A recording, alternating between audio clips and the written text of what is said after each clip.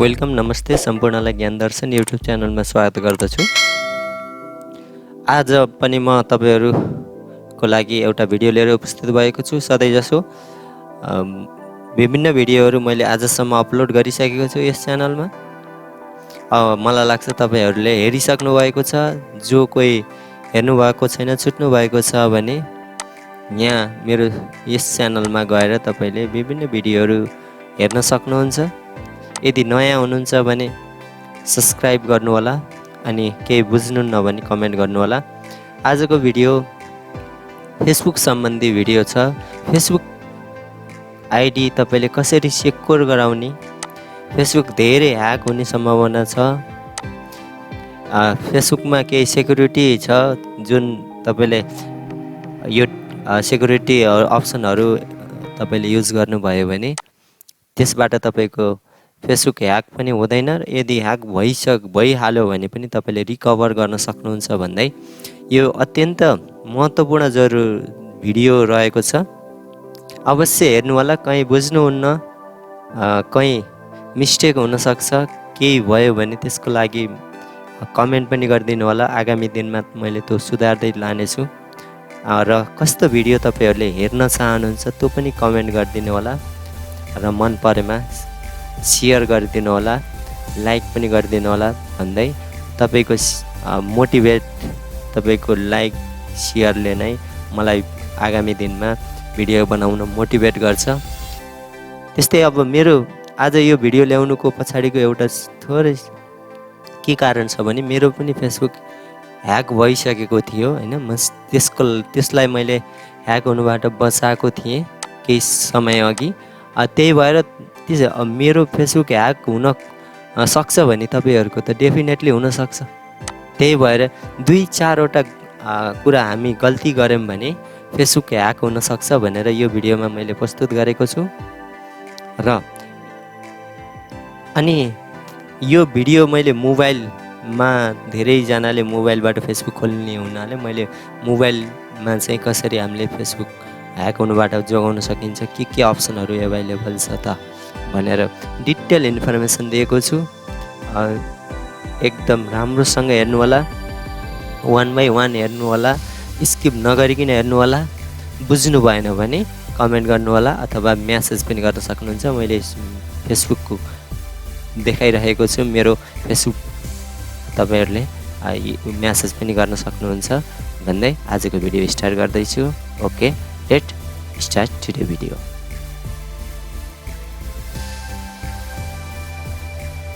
Okay, फर्स्टमा हामी Facebook भित्र जान्छौं।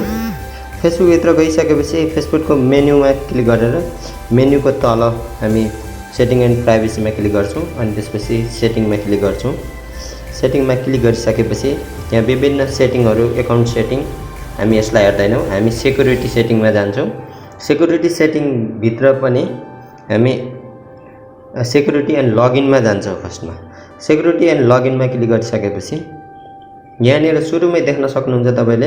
यहाँनिर तपाईको लगइन भएका डिभाइसहरु कतिवटा डिभाइसमा लगइन छ तपाईले हेर्न सक्नुहुन्छ। यहाँबाट तपाईले तपाईको डिभाइस हो कि होइन भनेर अनि लोकेसन सहित यहाँ गर्न सक्नुहुन्छ। एउटा कुरा यसमा लोकेसन तपाईको एक्ज्याक्ट आएन भनेर त्यसमा तपाईले आत्तिनु पर्ने कुरा छैन। यो फेसबुकमा तपाईले लोकेसन दिनुभयो भने एक्ज्याक्ट आउँछ, नत्र भए यसले लोकेसन एक्ज्याक्ट ट्र्याक गर्दैन। अनि त्यसपछि यहाँनिर लगइन छ, यो चेन्ज पासवर्ड भनेर लगइनमा चेन्ज पासवर्ड देख्नु भएको छ। यसमा तपाईले पासवर्ड पहिल्यै राखिसक्नु भएको छ। यदि तपाईले फेरि पासवर्ड चेन्ज गर्नु पर्यो भने यसमा चेन्ज पासवर्ड गरेर तपाईले फेरि पासवर्ड चेन्ज गर्न सक्नुहुन्छ। यदि तपाईले पासवर्ड स्ट्रङ राख्नु भएको छैन, पासवर्ड राख्दाखेरि जहिले पनि लेटर, नम्बर अनि सिम्बल गरेर राख्नु होला, जुन चाहिँ स्ट्रङ पासवर्ड हुने गर्छ। अनि तपाईले एउटा कुरा के ख्याल गर्नुपर्ने हुन्छ भने पासवर्ड जहिले पनि तपाईले जस्तै रेन्डमली 1 2 3 4 नम्बर राख्दाखेरि यसरी नराख्नु होला। अनि अर्को कुरा तपाईले आफ्नो नामबाट नाम अनि नम्बर गरेर यसरी पासवर्ड नराख्नु होला। यो चाहिँ ह्याकरहरूले चाहिँ इजिली रेन्डमली हान्दा पनि मिल्न सक्छ। त्यही भएर त्यो कुरा पनि ख्याल गर्नु होला। अनि त्यसपछि अर्को तपाईँ अझ स्ट्रङ सेक्युरिटीको लागि तपाईँको यदि ह्याक भयो भने कसरी रिकभर गर्ने भन्ने एउटा 2 फ्याक्टर्स यहाँनिर देख्न सक्नुहुन्छ। 2 फ्याक्टर अथेन्टिकेसन भन्ने छ हैन। यसमा तपाईँले 2 फ्याक्टर अथेन्टिकेसनमा क्लिक गर्नुभयो भने यहाँनिर तपाईँले दुईटा तरिकाले तपाईँले प्रोटेक्ट गर्न सक्नुहुन्छ तपाईँको अकाउन्ट। जस्तै एउटा चाहिँ तपाईँले यदि तपाईँको कसैले लगइन गरिहाल्यो कुनै डिभाइसबाट अन्य तपाईँको डिभाइस लगइन गरे भन्दा फरक डिभाइसबाट लगइन गर्न खोज्यो भने तपाईँलाई एउटा मेसेज आउँछ गुगलमा, अथवा तपाईँले एउटा तलपट्टिको ट्याक्स एसएमएस हैन, तल यो तपाईँले ओके गरिदिनु भयो भने तपाईँको यहाँनिर क्लिक गरेँ मैले, ट्याक्स एसएमएसमा कन्टिन्यू गरिसकेपछि तपाईँले नम्बर दिनुहोस्। यदि नम्बर छैन भने एड नम्बरमा गएर नम्बर दिनुहोस्। मैले यहाँनिर यो नम्बर दिएको छु। यो नम्बरमा कन्टिन्यू गरिसकेपछि यो अटोमेटिक तपाईँको यहाँनिर एउटा कोड आउँछ अनि तपाईँले त्यो कोड हाल्नुपर्ने हुन्छ। अनि कोड हालिसकेपछि यो 2 फ्याक्टरले के काम गर्छ भने यदि तपाईँको कसैले ह्याक गरेर तपाईँलाई पासवर्ड चेन्ज गर्न खोज्ला हैन, अथवा उसले पासवर्ड चेन्ज गरिसक्ला, जे पनि होला तपाईँमा एसएमएस आउँछ, कोड आउँछ, त्यो कोड नहाल्दासम्म उसले चाहिँ त्यहाँबाट फर्दर चाहिँ तपाईँको काम ह्याक गर्न सक्दैन। त्यो फर्दर त्यसले तपाईँको फेसबुकलाई चलाउन सक्दैन तपाईँले।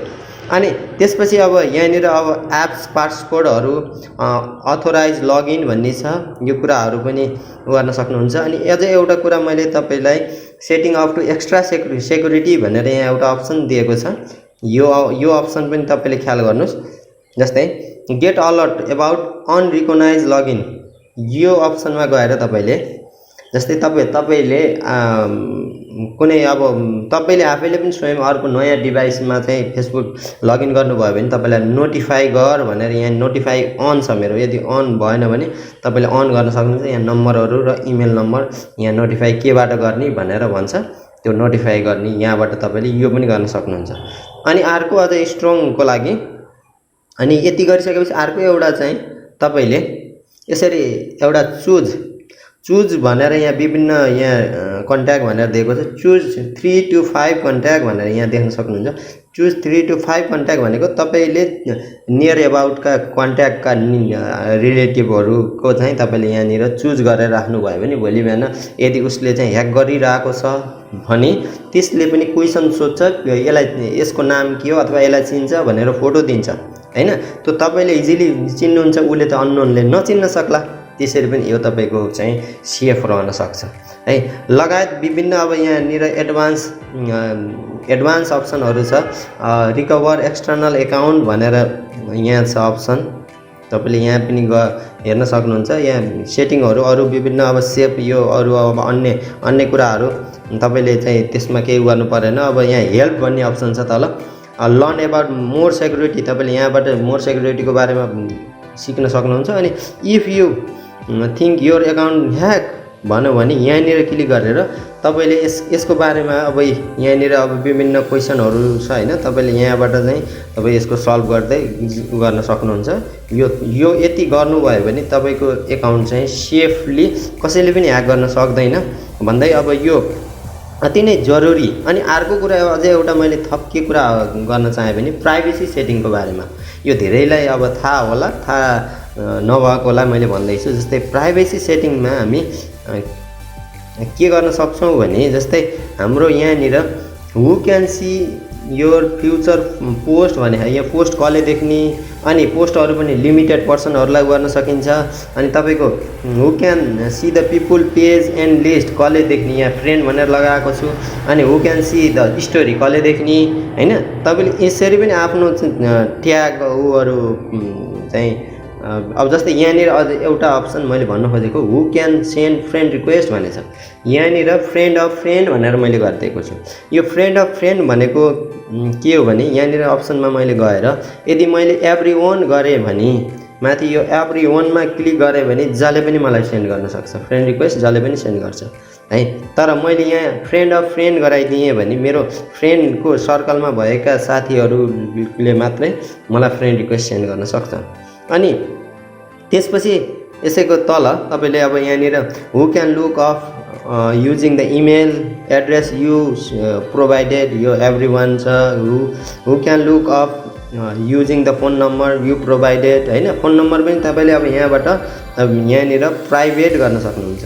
फ्रेन्ड ओन्ली मी हैन। फोन नम्बर शेयर गर्न मन लागेन भने तपाईले यसरी गर्न सक्नुहुन्छ। अनि लास्टमा do you want search engine outside, यो कुरा यो यति नै छोडिदिनुस्। यसरी तपाईले फ्रेन्ड यसरी मैले भनेको यो माथिको अप्सन तपाईले फ्रेन्ड रिक्वेस्टको अप्सन यो फ्रेन्ड अफ फ्रेन्ड गर्नुभयो भने तपाईको उसमा गएर फ्रेन्ड अब यदि अननोन तपाईको म्युचुअल फ्रेन्ड नभएको फ्रेन्डले पनि तपाईलाई रिक्वेस्ट पठाउन खोज्यो भने उसले फ्रेन्ड रिक्वेस्ट पठाउन सक्दैन। उसले चाहिँ फ्लोरको अप्सन आउँछ, उसलाई उसले त्यो फलोमा क्लिक गर्छ अनि तपाईले फलो पछि हेर्न सक्नुहुन्छ। अनि अब त्यसपछि तपाईले टाइमलाइन एन्ड ट्यागिङ भनेर अप्सन छ हैन।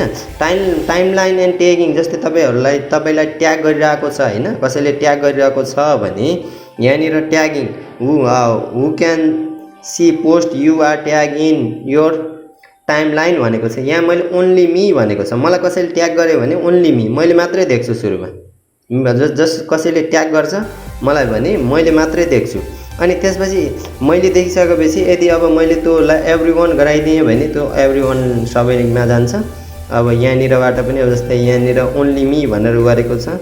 यदि चाहिँ एभ्रीवन फ्रेन्ड गराइदिए पनि फ्रेन्डमा जान्छ। कसैले तपाईलाई ट्यागिङ गरिरहेको छ भने पनि यो एकदम अप्सन रहिरहेको एकदम राम्रो अप्सन छ। यो पनि तपाईले ओन्ली मी बनाउन सक्नुहुन्छ। विभिन्न अप्सनहरू छ।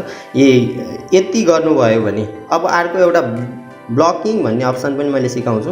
यदि तपाईलाई कसैले हैरान पारेको छ हैन, मेसेजिङ गरेर अनवान्टेड कुराहरू गर्छ भने त्यसलाई एड लिस्टमा क्लिक गरेर त्यसको चाहिँ इमेल आइडी यहाँ टाइप गरेर तपाईले फेसबुक आइडी सर्च गरेर अथवा त्यसरी एड ब्लक पनि गर्न सक्नुहुन्छ। अब त्यो त्यसकै उसमा प्रोफाइलमा गएर पनि गर्न सक्नुहुन्छ। अनि यहाँ लोकेसन भनेछ, यो लोकेसन तपाईले लोकेसन दिने हो, यहाँबाट म्यानेज गर्ने हो। अनि यसरी विभिन्न अप्सनहरू छ। मलाई लाग्छ यति कुरा तपाईले जान्नुभयो भने तपाईको तपाईको फेसबुक ह्याक हुने सम्भावना एकदम कम छ। हुँदैन भयो भने पनि तपाईले रिकभर गर्न सक्नुहुन्छ भन्दै आजको भिडियोबाट तपाईले धेरै कुरा बुझ्नुभयो होला भन्दै thank you for watching this video. जय नेपाल, स्टे होम सेफ।